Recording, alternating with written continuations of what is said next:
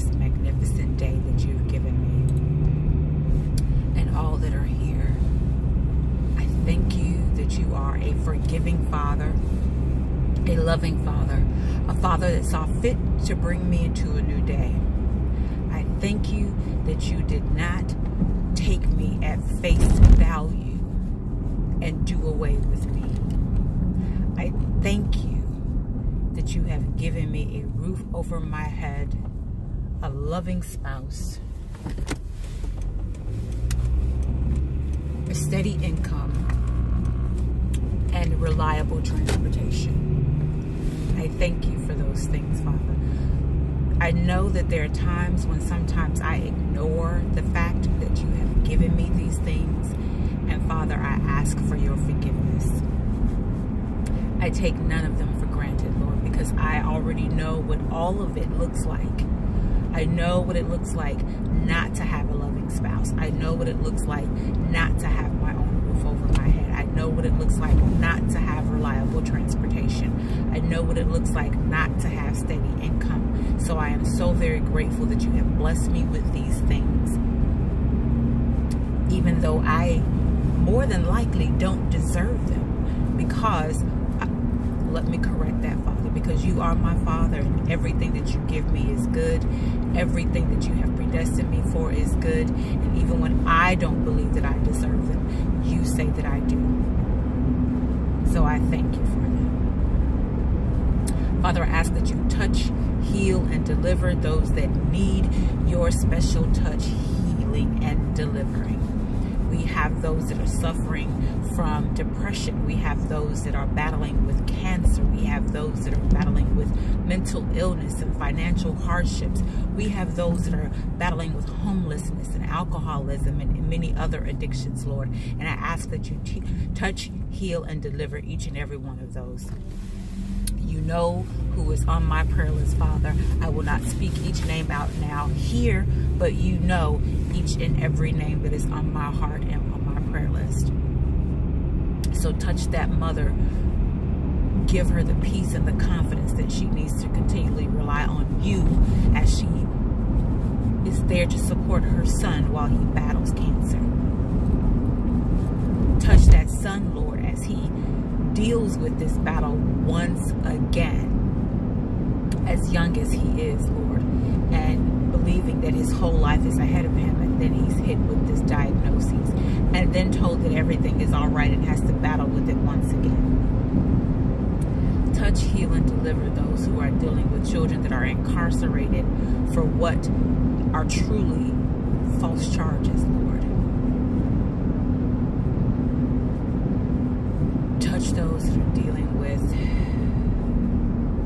family members that are locked up in mental illness, locked up in alcoholism, locked up in drug addiction,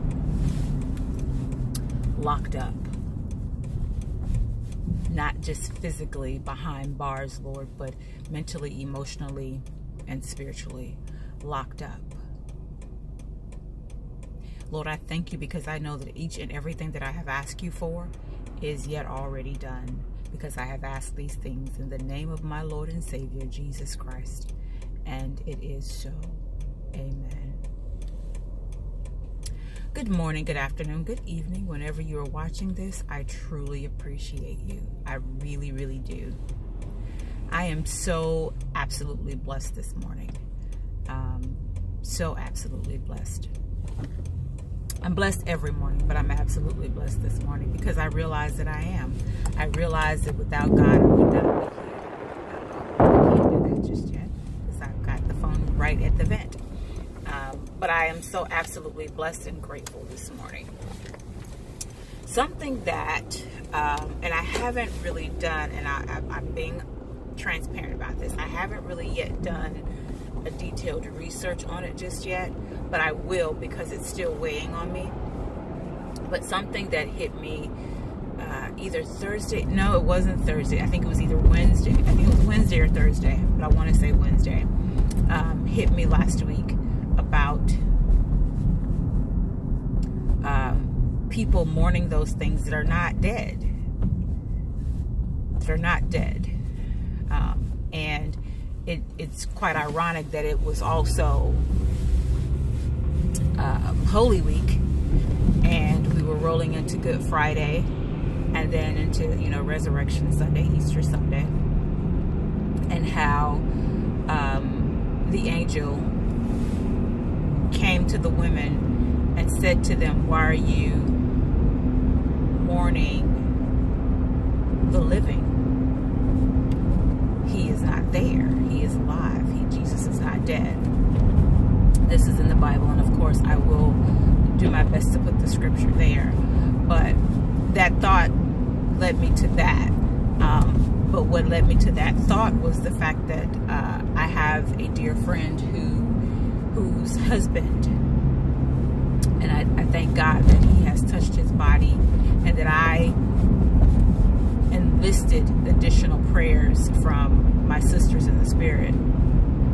But he's making progress now. But my dear friend's husband was in her mind near death, and he may have very well been, because I never got a chance to visit with him while he was in the hospital and while he was in rehab.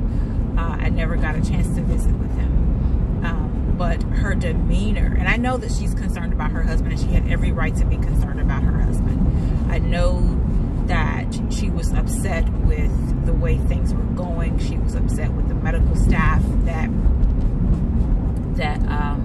performed his procedure and the advice that they gave after the fact. She's entitled to it. She has every right to be upset with them about the advice that they gave after his procedure. But it made me think of, because her demeanor was so black and dark. That's what I want to say, not black. Her demeanor was so dark. Her countenance was so dark that it was as if she were mourning his death when he wasn't dead. He was alive. He was not in the best health, and still isn't in, you know, optimal health. But her demeanor, her behavior, her countenance, all of it was as if he were dead, and she were in mourning, was in mourning. And that made me think about how we as people, no matter the level of, you know, religious belief we have, no matter how spiritual we believe we are, no matter anything, sometimes we do behave as if those things that are still alive are dead, and we mourn them, and it's inaccurate. The mourning is unwarranted. That's the word I was looking for. It's unwarranted. And instead of me talking with her about this, because I knew that she had wise counsel and someone else, but instead of me talking with her about this, of course, I did check with her to see how he was doing. I checked with her to see how she was doing. You know, I encouraged her to eat, because she has not been eating the way she's supposed to. I encouraged her to get rest, you know, because she was not resting the way she's supposed to. So I did those things, but I also prayed for her, and I let her know that I was praying for her, so that she did not. And I know that she knew, excuse me, that others were praying for her, because that's just what we do. So I know that she knew that, and we all told her that we were praying for her, and, you know, at various times. So that's what I did. I encouraged her to rest and to eat, but I also let her know that I was praying for her and for him, because that is what I was doing. You know, I didn't want to impose upon the counsel that she was already getting. And in all honesty, I felt like anything that I said outside of what I did say would have been much more than she could handle, because I know that she had a lot of voices in her ears. I know that she did. So I prayed for her, and I prayed that her spirit be lifted. I prayed that she would look at him as alive again. I prayed that she would rejoice in his life as a whole and not piece by piece, bit by bit, and then live in the past, reminisce about who he used to be and things of that nature. I prayed that she became encouraged again, uplifted again, because it was very clear that she was mourning him as if he were dead. So I say all of that to say, with certain things, yes, you should mourn them as if they are dead, because they are things that you no longer want to. Well, actually, no, you should not mourn them. Now that I'm thinking about what I'm saying, you should not mourn them, because there are the things that should be dead in your life, and they're not yet dead, but you need to behave as if they are. Certain habits that are not good for you. They may not necessarily be dead yet, because you still have certain cravings for that thing, but you need to operate as if it is. But for those things that are positive and real and alive, do not behave as if they are dead. For relationships and friendships that you had to disconnect from, because that person may have been a toxic person, but you still love them from a distance because it's what's best for the two of you, that they be on one end of the relationship and you be on the exact opposite end, and sometimes there is no communication. That relationship may not necessarily be dead, because at some point that person is going to come back to themselves, just as the prodigal son did. So don't mourn that relationship as if it's dead. Don't mourn that connection as if it were dead. You can mourn, I'm not even going to say mourn the behavior. Don't mourn the behavior.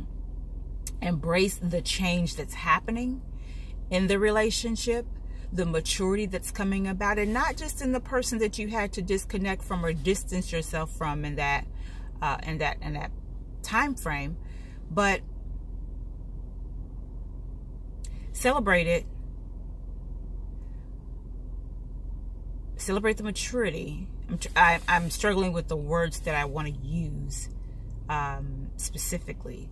Celebrate the maturity and the change that's happening in it, but don't mourn it as if it were dead. Don't mourn that connection, that relationship, as if it were dead.